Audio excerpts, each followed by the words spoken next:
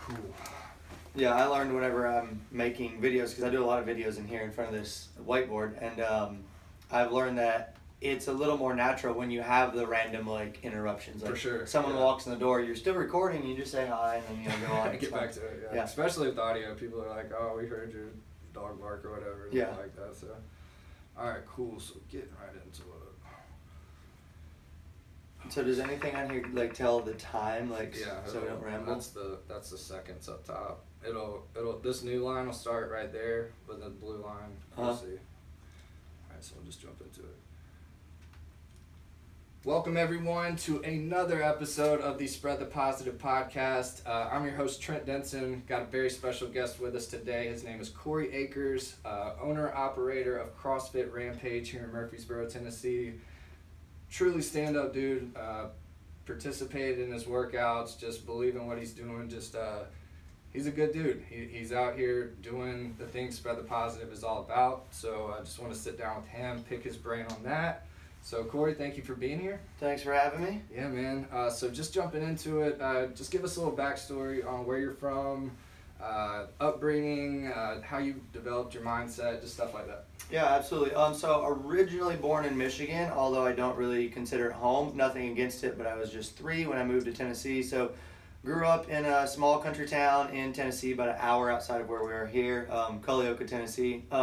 It was when I was going to school, so we went to a K through 12 school, so from kindergarten all the way through 12th grade, you were at the same exact location. And it was when I was in junior high, moving into high school, that I was introduced to fitness and the weight room and working out. And it came through playing basketball, because our school offered very few sports. Right. Like there was baseball and basketball, that was it. There wasn't wrestling, there wasn't track, there wasn't football. Dang, basketball and baseball? Yeah. That's it. Wow. Yeah, now okay. Through high school they offered football, but it was you played for the team at another school. So like we didn't actually have footballs. Anyways, so with basketball, our coach, he was like a big bodybuilder, which knowing what I know now, like that doesn't correlate to sports performance whatsoever. But you know, this was what, I don't know, 15 years ago or so. So he didn't know any different. So he had us in the weight room doing bodybuilding workouts, you know, your typical men's fitness type of stuff that you still see today.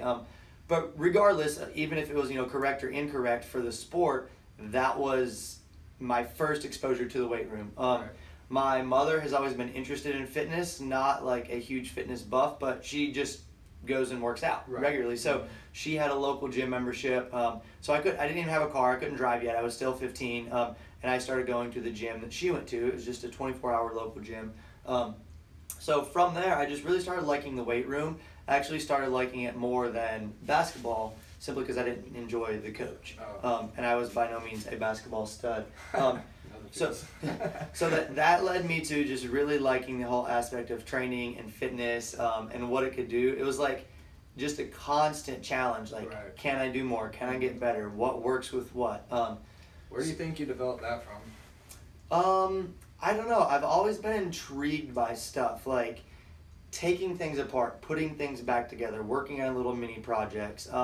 So I like the idea of using that same philosophy with your body. Like, what can I do to make what change? Now, if you see me, if you can see the video on this, I'm no large guy, I'm no super muscle-bound meathead, so you might think like, oh, what's this guy talking about? Like, well, yeah, maybe I don't have, you know, a huge physique and a ton of muscle, but it still has always interested me to see like what effects different exercises, different exercise protocols will have on the body. And again, I think that's just from with our generation as kids, you didn't have, you know, the internet and Instagram and all that stuff. So you were out doing other things. You're playing. Yeah, you know, you're trying to figure things out on your own. Like you had to, you know, use shovels and build, you know, jumps for your bikes and stuff. Like you were doing stuff. 100%. So I enjoyed always learning new things and doing stuff, and that just led me into the weight room. It was fun. And since there weren't a whole lot of sports or anything going on in our school, I just found myself doing that a whole lot. Real cool. So that led to my college degree, wanting to do exercise science, and you know, I'm sure we'll get into the rest, but that was sort of how things got going in the fitness industry. That's cool. Did you go to MTSU? Yes, MTSU all 6 years. Nice. And what's your official degree, title, all that? So Masters of Science, they call it, in exercise science. Okay. And then obviously the bachelor's was in exercise science as well. So that was all my 6 years there. 6 years and a master's, and that's solid work there, sir. Thank you. Good work. Moving on. With the current life, how do you focus, or what's the day-to-day like in Korey's world these days? Gotcha. So I'll tell you what it's perceived as. It's perceived as I come to the gym and I coach 2 or 3 CrossFit classes a day, and in between time I just hang out and I work out and I play with my dog and I eat food and I make Facebook posts. Right. Those things are true to an extent. Yeah, I'm at the gym, so it's perceived I'm hanging out. My dog's here. I do eat throughout the day. But there's so many things with running a business, especially running a business by yourself. Now, I'm not by myself in the sense I do have coaches that help cover the classes, but 99% of the business related stuff is me. I do have one girl that helps with a little bit of stuff on the membership side, helping take care of some paperwork and whatnot, but all of the day-to-day, the decisions, everything is on me. So a regular day is either coach the 6 a.m. class, or my first class I coach isn't till noon. Even if I don't coach till noon, I get here at 11 or sometimes even earlier, because anytime I'm not coaching is potential time that I may be meeting with a one-on-one client, having to write workouts for the gym, for other clients, and then I'm constantly learning how to improve the business. Right. Doing a lot this year with trying to improve my relationship and my, I guess, management skills with my employees. That's big time.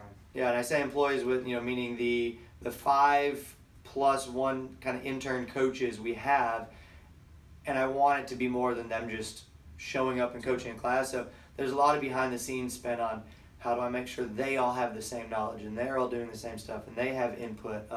It's nonstop.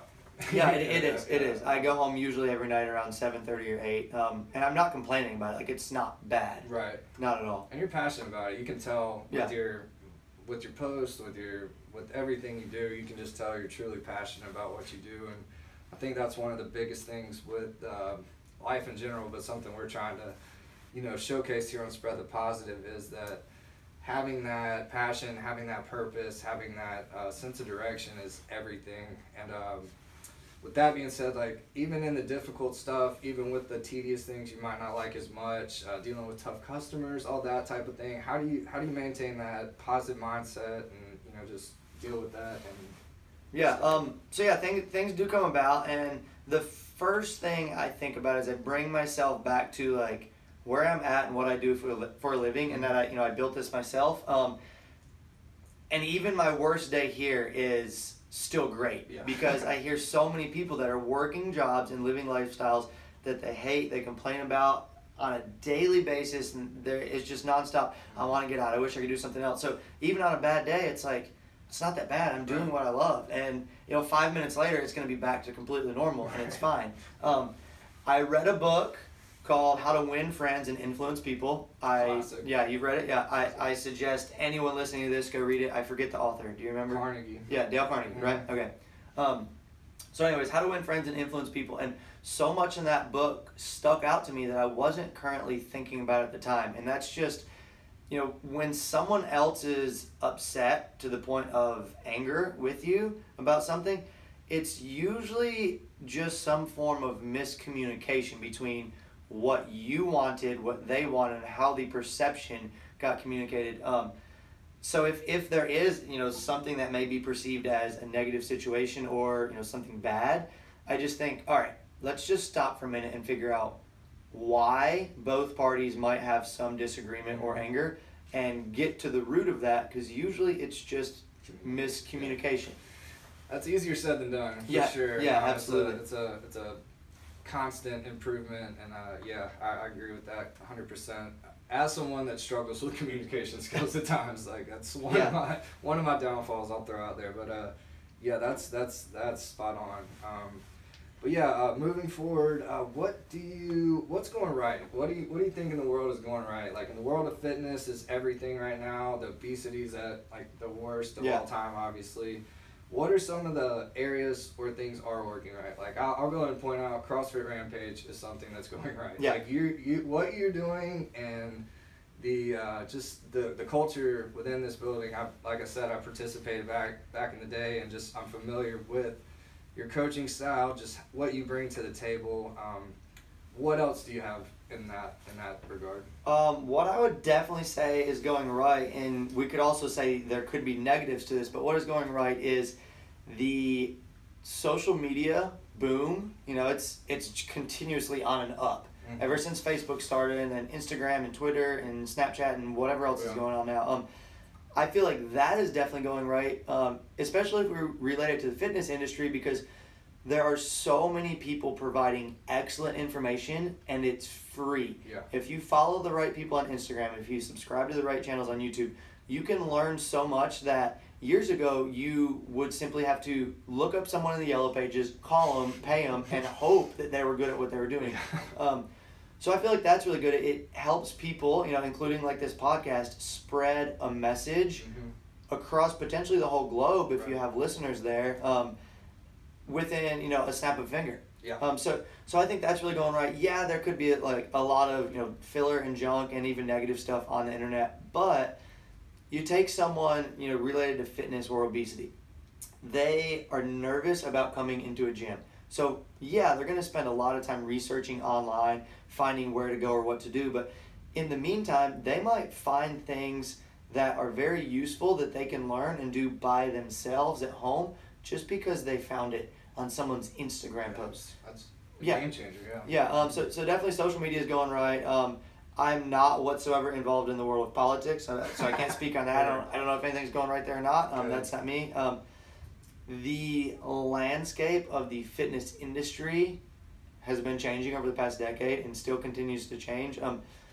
Not to knock on the world of bodybuilding or bodybuilders, but that is becoming less and less prevalent. And some people nowadays, I find this really impressive, some people's first exposure to fitness now is functional fitness. It's huge. Yeah, if you rewind a decade, everyone only knew, the Arnold, the bodybuilding, the muscle and fitness stuff. Yeah. And now I find it cool when people are like, no, I've never been in a gym. This is the first gym I've been in. I'm like, wow, the first gym you've ever been in your life is a CrossFit gym. Like, lucky you. Yeah, for real. Like, that's great. So that's going really well, that the landscape in fitness is changing for a more healthy performance and health-based lifestyle instead of just a aesthetics and how do I look in the mirror lifestyle. That's preventative. Yeah. Yeah, like preventative wellness too. Yeah, right? very much. I mean, that's something I listened to a podcast the other day with Dr. Steve Maslow. Have you heard of him? He's got. I don't believe so. He's it was really interesting. You'd probably really like it. He was talking about he came up as a doctor. His dad was a surgeon, all that. Went into medicine and was just like kind of the black sheep. He was kind of like Patch Adams. Like didn't understand like there's zero preventative wellness being done. Yeah. Like, it was way back in the day, and he was saying this, and now his whole life goal was like making preventative wellness a more prevalent thing within the healthcare industry, and he's got obviously miles to go. But like like what you're saying, that's a huge positive, a step in the right direction. Yeah. So yeah, it's cool stuff. On a bigger scale, like beyond just you, the gym, your family, friends, why do you think it's important to focus your efforts on not only your vision, what you're trying to do with CrossFit Rampage, but just on a global scale of being optimistic and positive with your day-to-day interactions? Why do you feel that's important? I actually saw, I'm going to steal a quote, I don't even remember who it was actually an Instagram post. Someone had something that said, most people die, or however it was worded, most people are buried at 75, but they died at 30. True. Right? So you got one life to live, and if you're just sitting and clocking in and clocking out 8 hours later and watching life go by day to day, you're working for the weekend, if you will, that one vacation a year, and spending over 50% of your waking hours. Is our computer still on? If you're spending over 50% of your waking hours doing something you hate, and you're sitting around waiting for retirement in 60, when you're less capable, you're less witty and active and just able to do things, like that, in my opinion, is a waste of a life. So yeah, pursue something you enjoy doing. And with our day and age, going back to the whole internet and everything, like, you can likely make a job for yourself that 100%. doesn't exist.